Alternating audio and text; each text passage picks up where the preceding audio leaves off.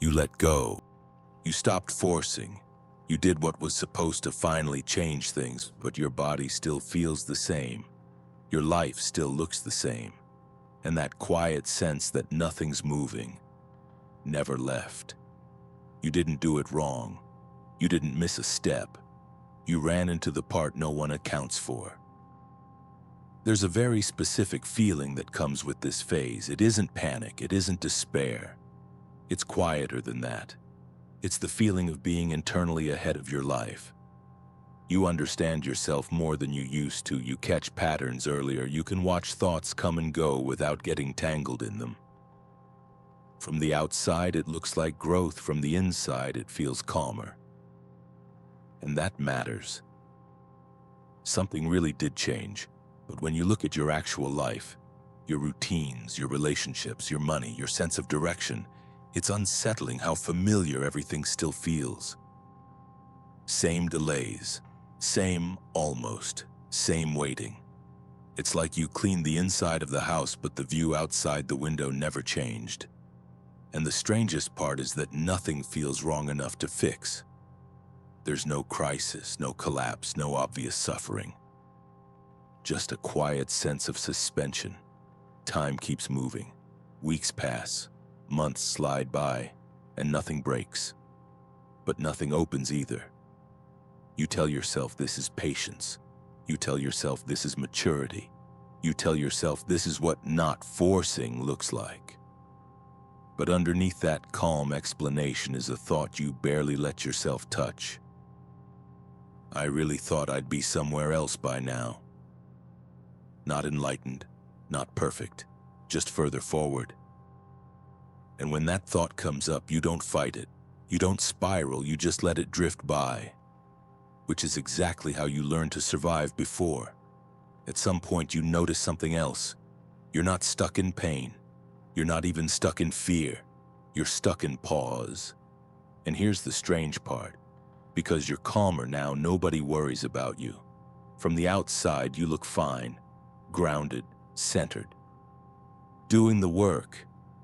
People even come to you for perspective.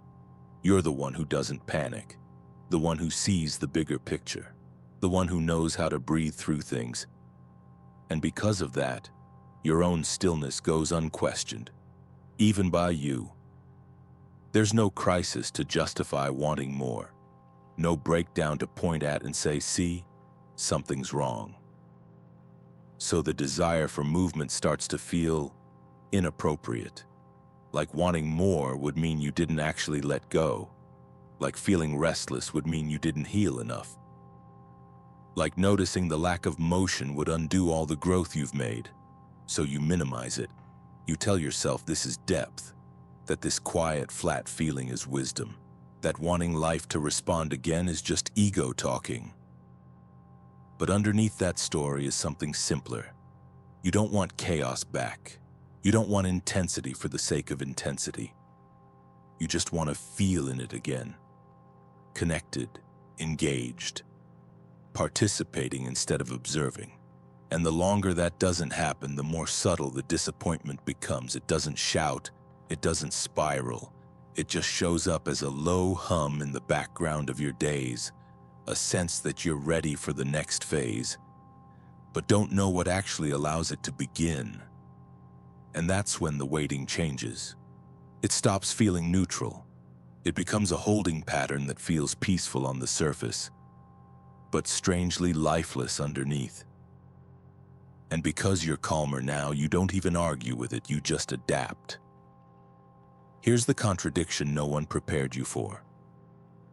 You were taught that letting go would create movement, that if you stopped gripping, life would naturally flow forward. But letting go doesn't create direction.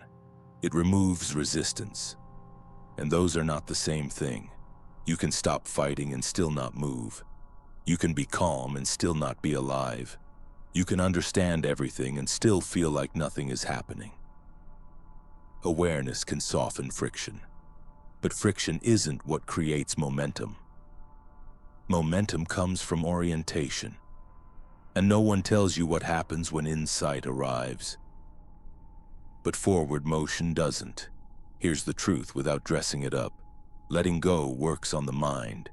Change lands in the nervous system. Your body doesn't reorganize because you know something. It reorganizes when it feels safe enough to move toward life again. Not safety as an idea, safety as a felt signal. So you end up here, mentally relaxed, physically paused, aware but static, calm but unexpressed. You're no longer resisting life, but you're not participating in it either. That's not failure, that's a nervous system doing exactly what it was trained to do when nothing is asking it to expand. Here's the part no one accounts for. When you let go mentally but the body never re-engages, stillness gets interpreted as success. Not growth, not creation, just regulation.